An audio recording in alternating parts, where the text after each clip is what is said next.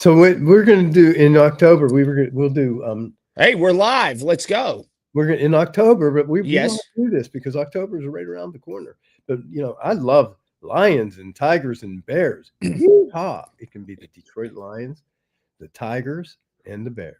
Yeah, in October. Good morning to you, Richard. How are you? Hey, good morning. How are you? Boy, you're looking great, but man, I need that Ford Performance hat. I know I have it. It's in it. I don't. My son wore it to school today.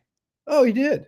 Yes, And he pushes Ford Performance. I know he does, and we need to get him more hats. Speaking of that, real quick before we get into Steelers, Yeah. how about getting rid of the glass building in Dearborn and building like a state-of-the-art facility? Did you read all of this? It's been under construction for 4 years, maybe.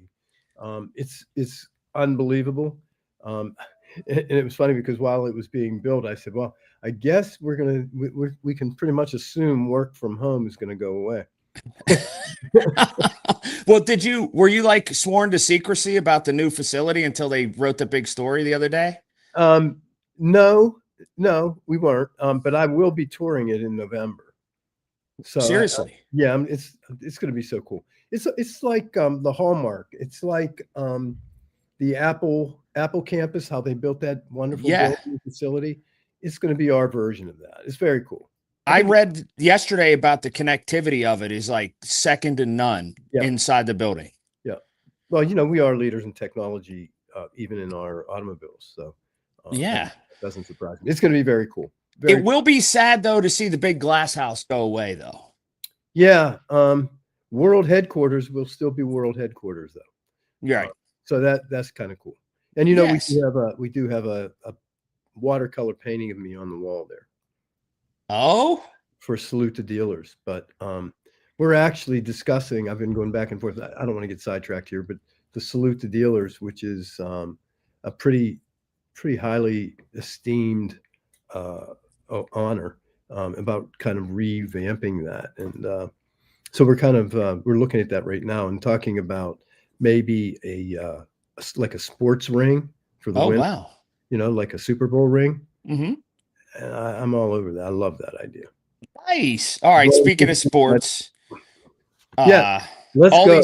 All these people are headed to Ireland. What you've been hot and cold, normally cold on these overseas games. Tell me why. Well, I understand. I mean, I think from a head coach owner perspective. I mean, Mr. Dan Rooney, of course, was, all due respect, was our ambassador to Ireland. And the Rooney connection to Ireland, because of their heritage, is deep, and I get that. And this is the stadium; it's the largest stadium in Ireland. It's an honor. The Steelers did play there, however, one other time. I'm not sure the same stadium, but they did play in Ireland, and so I get it, but I think you have to look at some of the things to prepare. It has to be some process things. You have to talk about the hours and the jet lag and the hydration, and you have to be prepared for that. But you don't want the process to take the focus away from the game. I mean, we need to focus on this football game, and all the fans can enjoy it. They can absolutely get caught up in the fandom of it all. Steelers have a store there. You can do all that. But if I'm Mike Tomlin and I'm the players, look, this is a football game in a different stadium. We need to focus on football, guys. Make sure you sleep, make sure. And I think they even started to come in early this week so that they would get used to the time difference. And is it 6 hours? 5. 5 hours ahead. Mm-hmm. Yeah. And so I think I understand the concept of becoming more of a global brand. I understand that. I mean, I was on the global Ford's global board, and the members of that global board span every country, and they would always tell me that NFL football isn't the real football. I agree to that. That's how they feel. I'm not saying I agree to it, but that's how they feel. Yeah, that is how they feel. And so, the expanded opportunities financially for the league are great. I think Roger Goodell's done a fabulous job monetizing all of this. So I get it. I don't like it. I wouldn't like it as a head coach because it's too distracting. Well, man, you bring up something very interesting, and let me kind of cut it in the middle. Yeah, please. As a head coach, you better hope that you have an administrative staff and people that take care of all the logistics, and you're able to just show up and coach football. Yes, that's pretty much my point. Yes. Yeah, same point. This is still a football game, and it doesn't matter. Close your eyes, click your heels. Where do you want to be? Whether it's in Ireland or Acrisure, it doesn't matter. We play football. That's our sport. That's our game. We still block. We still tackle.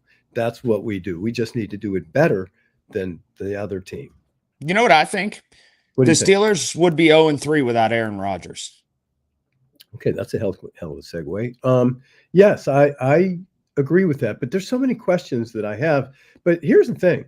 Mm-hmm. I believe that's true also. But I also believe that we have a lot of talent and we have yet to see it. And I agree to that as well, especially offensively. Well, and that's really, and I really mean that. And I think, Pat Freiermuth has been pretty much invisible. We gave him a $40 million contract, but what that tells me is the opportunities that are still there. And we're doing this. We won. We're 2-1. We won without those weapons. So now as we start to make, we're defining our identity. And, we have to try a little bit of this, a little bit of that. We have to see what the tight ends bring, who has what skill, Calvin Austin. We have to look at all these things and put them out there. Once we have the data, which is really visual and statistics, once we have that, we start to make game adjustments. And now maybe next time we realize Freiermuth isn't as involved, the middle is still pretty much unexplored, the middle of the field. I see there's so much opportunity yet, and I know people smarter than me in this sport see it also, and that means Mike Tomlin and Arthur Smith. I know they know it. I know they see it, and they should be damn excited about it because when we start to fold in all those other elements, watch out. Well, you bring up a really good point, and something I've learned probably over the past 5-8 years in football, watching it really intently, is this, and especially now that they've expanded to 17 games, that there's an evolution, especially on offense, of your team as the season goes along. Your team can look entirely different in week 14 than it does in week 1. That 100%. It's just 100%. What it is. Yes, I agree with that. I do agree with that, which is, again, to my point, same point. We have yet. It's like they haven't grown into themselves. I don't think they've grown into themselves. I agree with that. And it's like in The Godfather where he says, our enemy has yet to show himself. Yeah.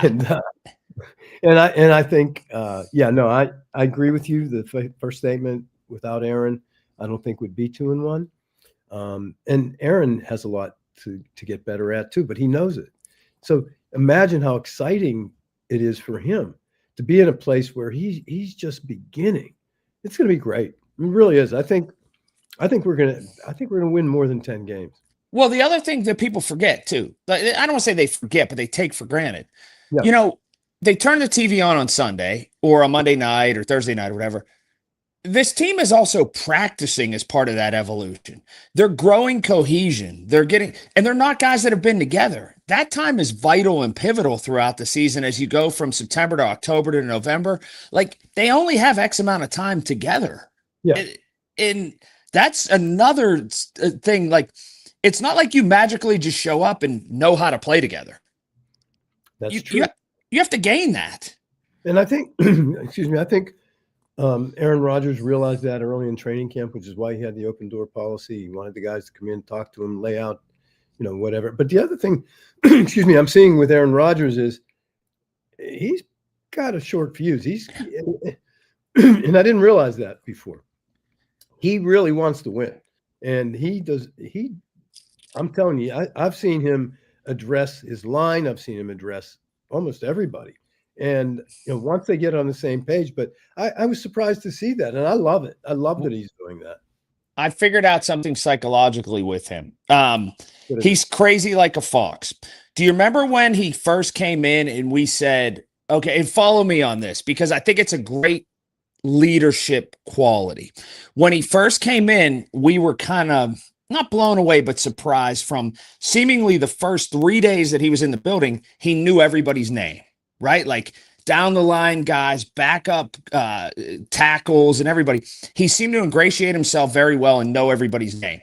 Well, now, and you're dead on this, that he has a short fuse. He's not afraid to show it. Here's where the crazy like a fox is. It's a lot easier to yell at somebody or kick them in the backside when you know their name, you know who they are, and they respect you, as opposed to being seen as just some mercenary. So he got in there and he got to know people. And then when Aaron Rodgers yells at you, you don't just say, who's this guy yelling at me? He's never talked to me one time. No, he became part of a team. So you respect a guy that kicks you in the backside when he tries to be part of your team, as opposed to a guy that just flies in for the games and flies out. And I think you're much more apt to try to perform for him than somebody who's just there as a quarterback figurehead. Okay. Okay. So when you're you said twice, you used this word twice. Respect. Mm-hmm. He comes with it. He comes with it. That everybody in that locker room, and that's based on his resume. Now, I'll go to part 2 of my comment to yours. Mm-hmm. He doesn't just fly in. Somebody we had did do that, though. Correct. Right? Yes. He did do that. And we were a temporary stopover, and look at his results. Mm-hmm. And I'd go to the airport and I'd see the black plane with the number 3 on the tail. And, that's what he did. He'd fly in, live somewhere else. I mean, he had a house here, but, that he didn't have the respect that Aaron Rodgers has. Well, from a leadership standpoint, you can't walk down on the showroom floor in a meeting somewhere and only get mad and then go and sit in an office and never be seen. If you're seen every day around everybody that's pulling the same rope, it's a lot easier when something goes wrong for them to respect you and go, okay, he can kick me in the backside because I see him pulling the same rope every single day. Yeah. That's equated to your business. Well, it's similar. Leadership is leadership. Right. And I don't care what the industry or the business is, but, it's like my son said, Dad, you always worked. You worked every holiday. And I said, yeah, and we just had this conversation. I said, as I came through the ranks here and everywhere I was, I would always do that because I can't ask people to do something that I don't do. I can't sit on my sofa and watch a football game on a Labor Day weekend knowing that everybody else is at work. I can't do that. And even if it's just a show up and just so people know that you're involved and people know that you're willing to do whatever it takes. I did that for 25 years, every holiday. I just in the past 3 years, I would say, started to not work on Saturdays. But that the speed of the pack is determined by the pace of the leader. And I want to run. So that's my pace. And I know Mike Tomlin wants to run. And, this all goes back to the respect that Aaron really commands. I really believe he does. And I think that is the number one success factor. Even a guy like DK Metcalf with a $150 million contract, you can tell the respect and admiration for this guy. If Aaron Rodgers says, dude, why did you cut outside when the play was to the inside? They're going to listen to that. And there's a lot of that going on, by the way. Yes. And so that's what I'm saying. Once they all, which again piggybacks yours, once they all get on the same page, the talent is there. I mean, man, it's exciting. I'm excited for them. Will they win this week? That's our big question. Hell yes. I think they're going to win a close game this week. I think Boswell kicks a field goal and they win at the end. I just do. Really? I actually do think they're going to win it. Well, I do too, but why do you think it's going to be that close? I think Minnesota's pretty good. I think it'll be a close game. Plus, you go and whenever both teams travel, whenever there's pomp and circumstance around these games or whatever, it's just kind of you throw it all out and it's a big evener. So that's what I think. So who's their quarterback? In Minnesota. The young Yeah. kid. Yeah. What's his name? But yeah, it's gonna be a close game. What's his name? Come on. I can't remember it. But I like him. I do like him. And that could be where you're right. I mean, I am concerned if Joey Porter comes back. He's been off for a couple weeks now, so he's going to have to shake some rust off. But even when he's in there, I have some concerns. so I do. I mean, and our weakness has been up the middle. I'm not worried about that anymore because our number one draft choice showed to me that he does make a difference, and Right. Cam Hayward still makes a difference. So I'm, again, not so concerned about that. I am concerned about our secondary. Let me ask you this before we go. We've both picked them to win. On another note, and I want to springboard to the end of the show with just one question. When you said you were on a global board for Ford, right? Yes, sir. Did you get to drive one of those right drive Fords that they make that are like built like the Opals kind of? Did you ever drive a right drive car? No, I never have. Oh, I don't know if I could do it. I was thinking about that. I saw one the other day at Cars and Coffee. Well, there's normally a few, but I don't know if I could shift and use the clutch with the foot, and I don't know if I could do it. I don't think I could do it. It would take some practice. I mean, we could do it. It would take some practice. Really disorienting. It's I've thought about that same thing. I know, because Ford makes some of them they just flip the dashboard around and the steering column and whatever. Well, it's not quite that simple, but yes, I get it. No, it isn't quite that simple. You manufacture it on a different platform. But you've never driven one? No, never have.